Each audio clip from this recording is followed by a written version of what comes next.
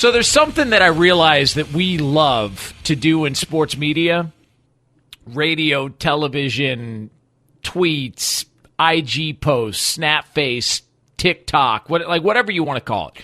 We all love to do it. And we do it, and we've been doing it for years. It doesn't matter when it is. Like we did it through COVID. We've done it last offseason. We did it this offseason. We're still doing it. And it's still going to continue on, and it's going to go on and on and on.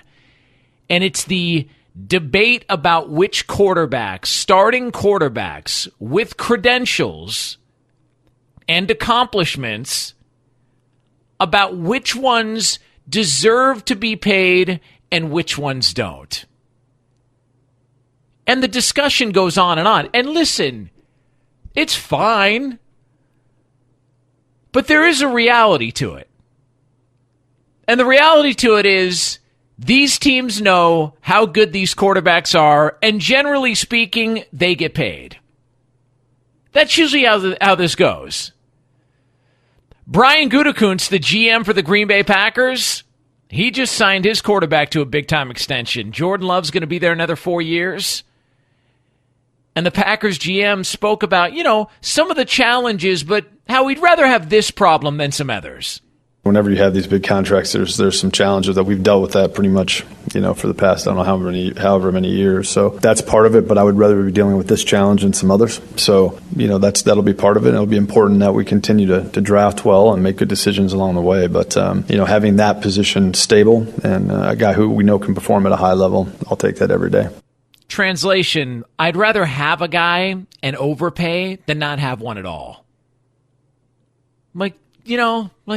There's one thing to cut corners, and then there's another thing to realize you've cut corners when it's too late. Whether it's, hey, probably should get that maintenance done on my car, but you know what?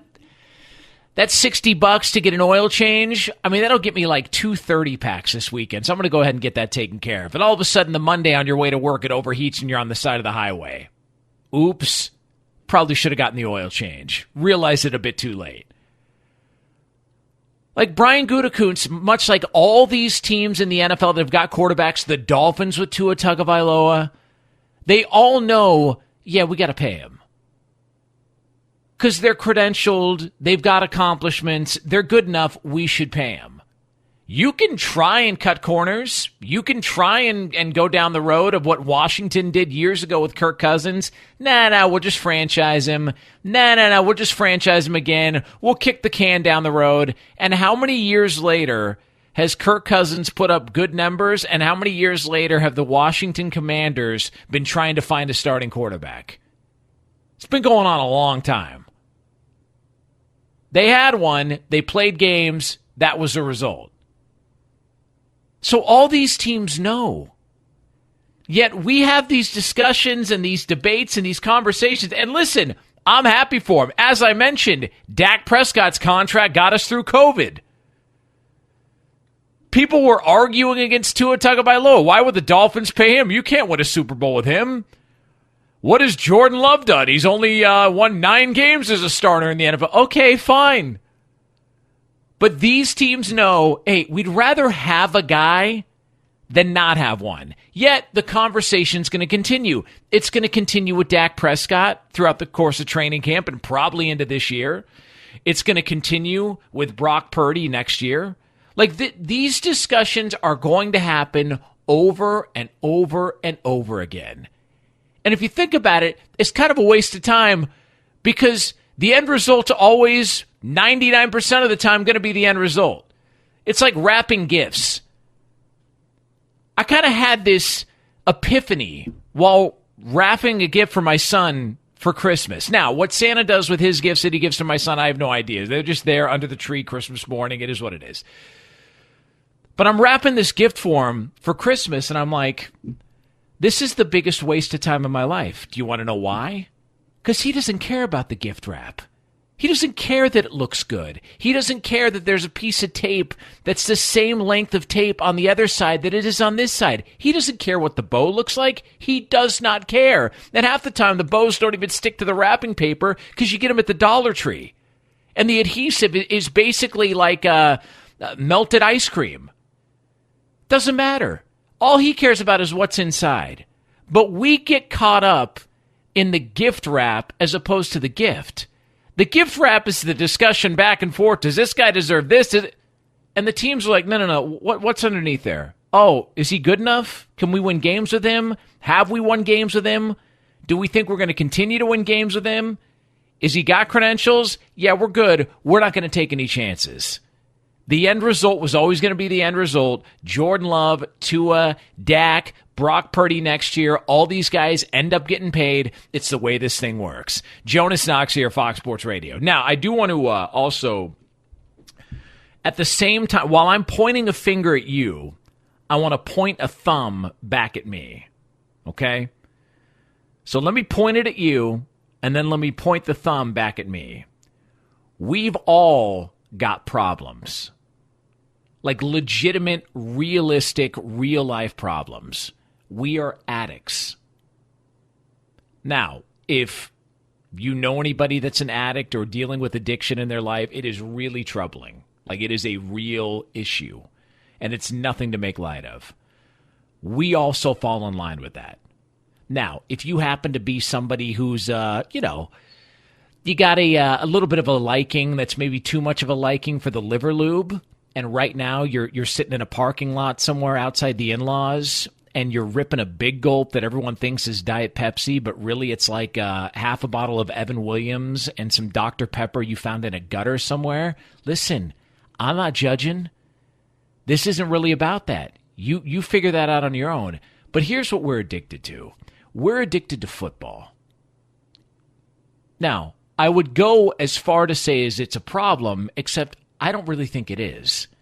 I'm watching some of the coverage around the league, and I'm realizing there is no other sport anywhere. I don't know how they feel about soccer in Europe. Maybe this is it, and if it is, I'm out. But there is no other sport where training camp or practice is covered the way it is, like it is in the NFL. Like, not just people are paying attention to it. It's not like, like spring training will come around for baseball, and it's like, okay, well, spring training's here, hey, but it's really kind of a vacation thing. Hey, it's springtime, starting to get a little bit warmer. What are you guys thinking? I don't know. Let's go see our favorite team. We could either go to Florida or Arizona. Both cool places. They do it up. They got these ballparks. You got a bunch of players that like it, but it's really a relaxed vibe. It's not training camp. We actually break down and analyze. Like, there's actually discussions about how one team did in 7-on-7s. Just think about that for a second. I don't care what your favorite team is, whatever reporter you follow that covers that team, I guarantee you've seen the following tweet sent out over the past 48 to 72 hours. Something along the lines of, it was a rough day for so-and-so in 7-on-7, completed just 3 of their first 8 passes and blah, blah. It's like, hold on a second. It's 7-on-7. Like, it's not even football. It looks nothing like anything that you're going to see coming up in September. Yet for some reason, we analyze it, we break it down. You got people who've never thrown a football talking about off-platform throws and all the other crazy terms that are being used during training. And we soak it up. We can't get enough of it. Like, you just keep searching, and what's this? What is that? We've got video here, and we've got to sit down here, and somebody's speaking on this, and so no other sport on the planet gets this coverage. Like, when NBA training camp comes around, do you care? Because I'll be honest with you, I don't. At all. Apologies to the NHL. I don't even know you when you report to camp. I'm sorry. Not really my thing. Is there a practice period for golf? If there is, I wouldn't know about it. But in the NFL, not only do we know when it is, we know who's involved, we know who's sitting out, we know who's covering it, we know how long it lasts. It is non-stop. And the reason it's like this is because of us, you and me. So if anybody asks you, hey, do you have any addictions? They're not talking about the stuff that you sip or the stuff that you snort or the stuff that you slam in your wrist or the stuff that you slam in your foot because you can't find a vein that works anywhere else because you used them too much. They're talking about football. So when they ask you that question, don't be ashamed. Just say, yes, you know what? I am addicted to football. And I'm not quitting anytime soon. And I got news for you. Based on the amount of money the league makes, they're not quitting anytime soon either.